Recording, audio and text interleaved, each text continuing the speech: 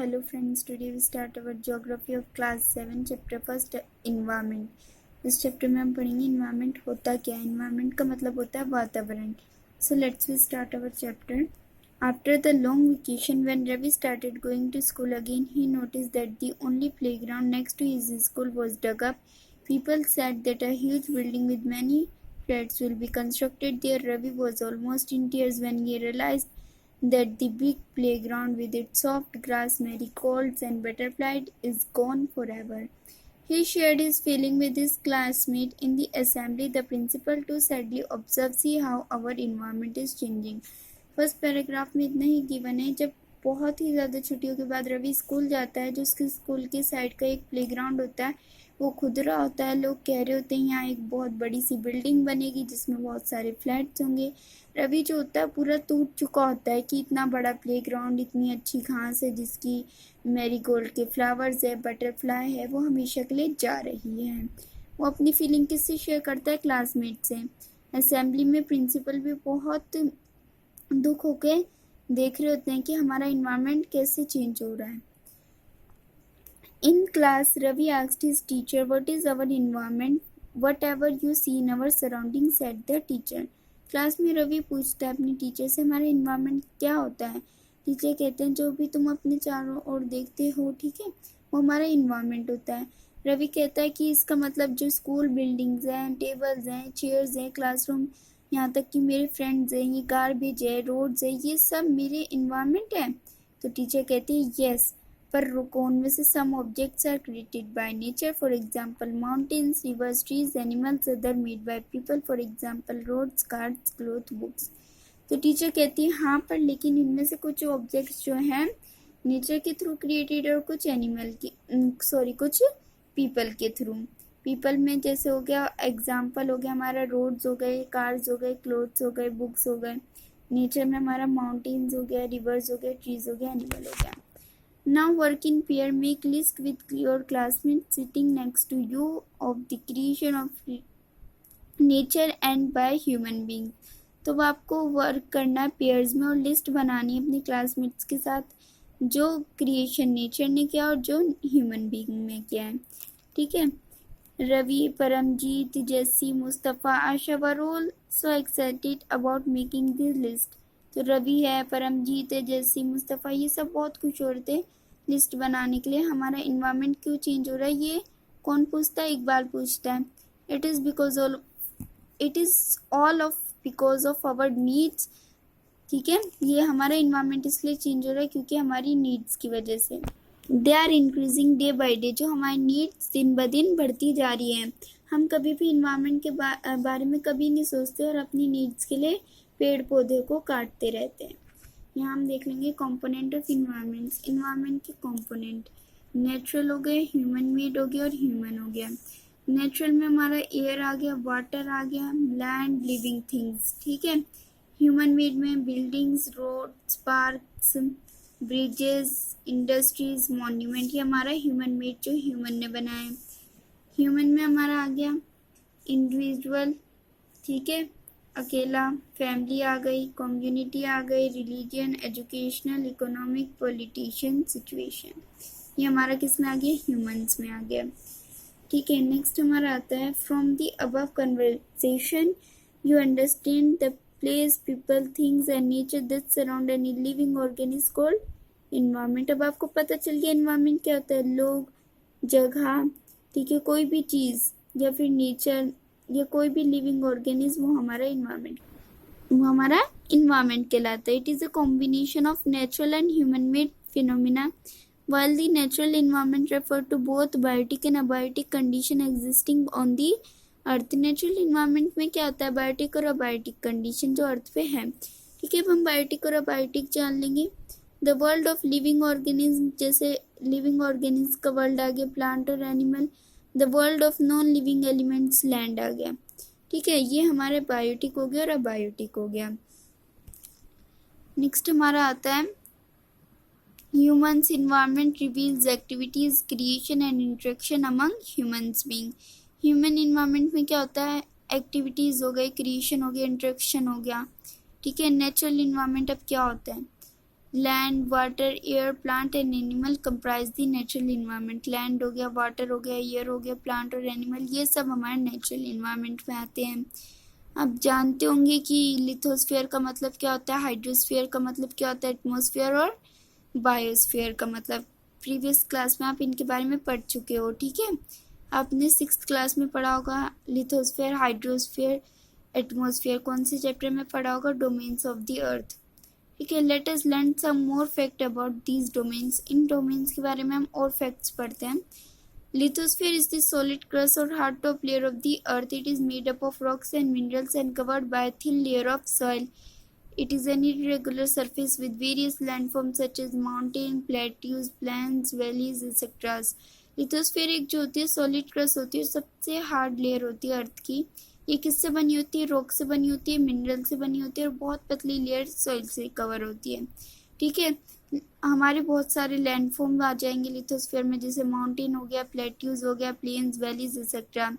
Landform जो होता है हमारे कॉन्टिनेंट और ओशन फ्लोर दोनों पे पाए जाते हैं।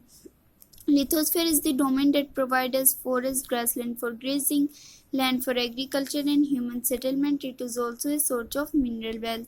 लिथोस्फीयर जो डोमेन होता है वो हमें क्या प्रोवाइड करता है, ग्रासलैंड, फॉरेस्ट, ठीक है, लैंड किस लिए, खेती बाड़ी के लिए, और ह्यूमन सेटलमेंट, और इसमें हमें हमारे मिनरल्स भी पाए जाते हैं लिथोस्फीयर में, ठीक है। ये हमारा डायग्राम है डोमेन्स ऑफ द इन्वायरमेंट का। यहाँ हमारा हाइड्रोस्फीयर पानी को रेफर कर रहा है, एटमॉस्फेयर यहाँ हमारा आसमान जो हो गया, बायोस्फीयर, और ये हमारा लिथोस्फीयर लैंड हो गया, बायोस्फीयर इन सबको मिला के बन रहा है, ठीक है। नेक्स्ट आता है हमारा the domains of water is referred to as hydrosphere. It comprises various source of water in different type of water bodies like rivers, lakes, seas, oceans etcetera. जो हमारा वाटर का डोमेन है वो किसे रेफर करता है, हाइड्रोस्फीयर को। वो कंप्राइज कर देता है बहुत सारे सोर्स ऑफ वाटर और different type of water bodies आ जाएगी हमारे हाइड्रोस्फीयर में, जैसे रिवर्स हो, ठीक है, जैसे हमारा रिवर्स हो गया, लेक्स हो गया, शीज हो गए, ओशंस हो गए एक्सेट्रा। ये सब हमारे जो हैं हाइड्रोस्फीयर में आ जाते हैं, ठीक है। इस असेंशियल होते हैं किस लिए, लिविंग बींग्स के लिए, लिविंग ऑर्गेनिज्म के लिए। ये सारी चीज़ें हमारे लिए असेंशियल होती हैं।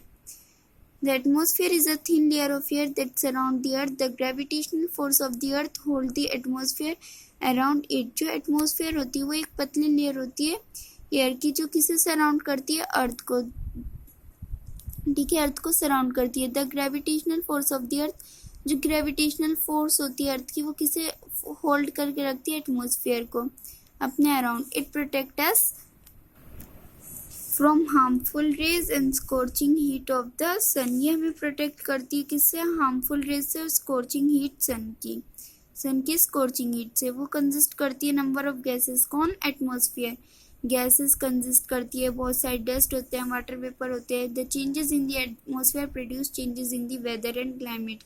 जब एटमॉस्फेयर में चेंजेस आते हैं तो वेदर और क्लाइमेट में भी चेंजेस आ जाते हैं, ठीक है। Plant and animal kingdom together make biosphere of living world.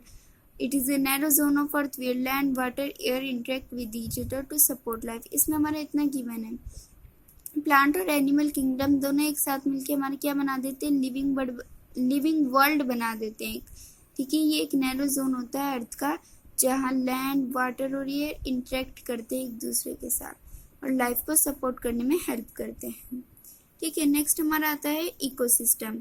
Ecosystem क्या होता है, यहाँ हमें डेफिनेशन दे रखी है। It is a system form by interaction of all living organism with each others and with physical and chemical factors of the environment in which they live, all linked by transfer of energies and materials।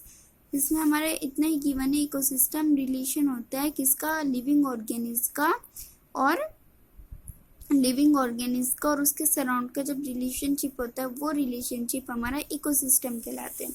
जैसे आप यहाँ इस figure में भी देख सकते हैं, यहाँ आपको बहुत सारे काउस दिख रही हैं, ठीक है, बफेलोज दिख रही हैं और यहाँ आपको डक्स दिख रही हैं। ये जो रिलेशन हो गया ये किसका, ट्रीज हैं, ट्रीज पे ऊपर बर्ड बैठी, ये जो है हमारा ऑर्गेनिज्म हो गया और इनके सराउंड का रिलेशन हो गया। ये हमारा क्या कहलाता है, इकोसिस्टम कहलाता है। यहाँ लिखा भी है अपॉन इकोसिस्टम।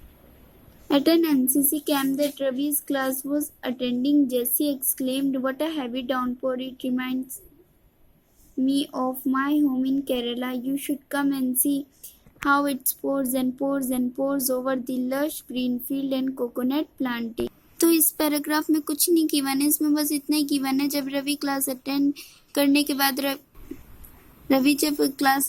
के बाद जैसी एक्सक्लेम करती है कि बहुत ही ज़्यादा बारिश हो रही होती है।